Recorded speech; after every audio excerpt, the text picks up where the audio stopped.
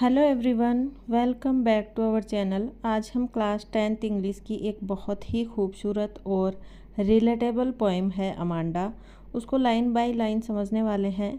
यह कविता robin Kline द्वारा लिखी गई है। कहानी हर उस बच्चे की है जिसे लगता है कि उसके पेरेंट्स उसे बहुत टोकते हैं।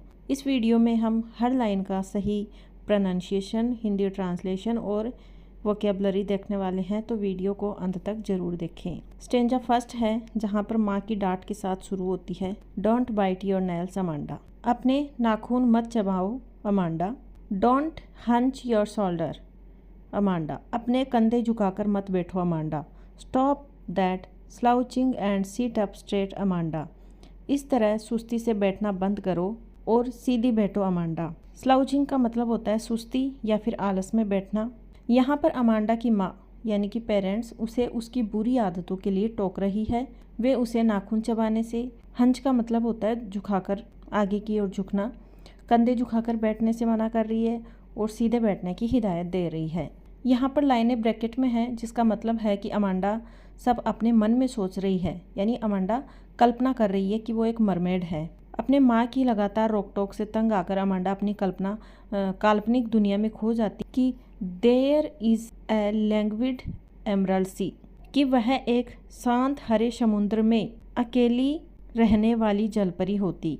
Where the shoal inhabitant is me, shoal का मतलब क्या होता है? अकेला। इनहेबिटेंट का मतलब होता है रहने वाला, जहाँ वह अकेली रहने वाली निवासी होती। ए मरमेड ड्रिफ्टिंग ब्लिसफुली, ड्रिफ्टिंग धीरे धीरे बहना और ब्लिसफुली आनंदपूर्वक या बहुत खुशी से।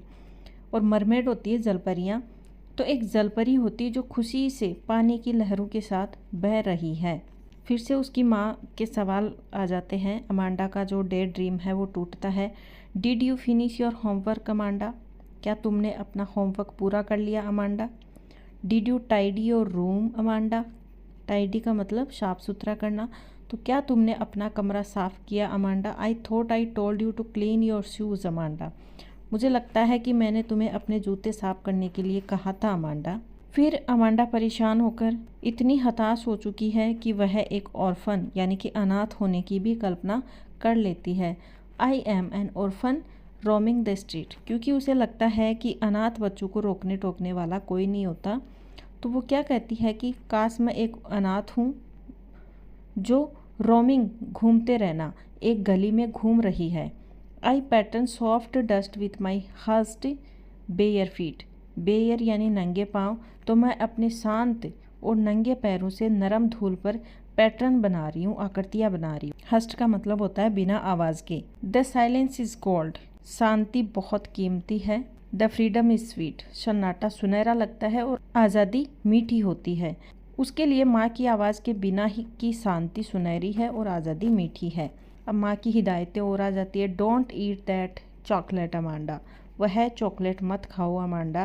रिमेंबर योर एक्नी अमांडा, अपने एक्नी पिंपल्स या मुहासों को याद करो Amanda. Will you please look at me when I am speaking to you Amanda, जब मैं तुमसे बात कर रही हूँ तो प्लीज़ तुम मेरी तरफ देखोगी अमांडा। माँ अमांडा को चॉकलेट खाने से रोकती है क्योंकि उसके चेहरे पर एक्ने हो जाते हैं। जब अमांडा दुखी होकर दूसरी तरफ देखने लगती है तो भी माँ गुस्सा करती है कि उसको मेरी तरफ देखना चाहिए। फिर से अमांडा कल्पना करने लग जाती है। I am Rapunzel, I have not a care. Rapunzel एक फेमस स्टोरी की राजकुमारी है जिसके लंबे लंबे सुनहरे बाल हैं। तो वो क्या कहती है कि मैं रंपुज़ेल हूँ, मुझे कोई परवाह नहीं है, मुझे कोई चिंता नहीं है। Life in a tower is tranquil and rare, एक ऊंचे टावर में जीवन शांत और दुर्लभ है।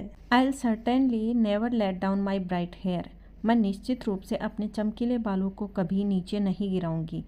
अमांडा खुद को रंपुज़ेल, एक परी कथा की राजकुमारी जिसके बहुत लंबे बाल थे और वह एक ऊंचे टावर में बंद थी, समझती है। रंपुज़ेल ने राजकुमार को ऊपर बुलाने के लिए बाल नीचे गिराए थे, लेकिन अमांडा कहती है कि वह कभी अपने बाल नीचे नहीं गिराएगी क्योंकि वह टावर की उस शांति में हमेशा अकेले और आज़ाद रहना चाहती है। Stop that slacking at once Amanda, slacking का मतलब क्या होता है? नाराज होकर मुंह फुलाकर बैठना। तो उसकी माँ कहती है, तुरंत इस तरह मुंह फुलाकर बैठना बंद करो Amanda, you are always so moody. Amanda, तुम हमेशा बहुत मूडी मतलब चिड़चिड़ी रहती हो Amanda. Anyone would think that I nagged at you Amanda, कोई भी सोचेगा कि मैं तुम्हें हर वक्त चिल्लाती या डांटती रहती हूँ। नेग्ड का मतलब होता है बार बार टोकना। आखिरी पंक्तियों में माँ अमांडा को उदास और मुंह फुलाए बैठने के लिए डांटती है। वे कहती है कि तुम इतनी मूडी हो कि अगर कोई बाहर वाला तुम्हें देखेगा तो सोचेगा कि मैं तुम्हें हमेशा परेशान या फिर नैग करती रहती हूँ। वे अपनी छवि को लेकर ज़्यादा चिंतित है। तो दोस्तों, इस पोएम से हमने सीखा कि माँ बाप बच्चों की भलाई के लिए उन्हें टोकते हैं, लेकिन कभी कभी ज़रूरत से ज़्यादा रोक टोक बच्चों को मानसिक रूप से थका देती है और वे अपनी ही काल्पनिक दुनिया में भागने लगते हैं। आपको यह एक्सप्लेनेशन कैसी लगी कमेंट सेक्शन में ज़रूर बताइए। वीडियो को लाइक करें, दोस्तों के साथ शेयर करें और चैनल को सब्सक्राइब करना न भूलें। मिलते हैं अगले वीडियो में, तब तक के लिए बाय बाय।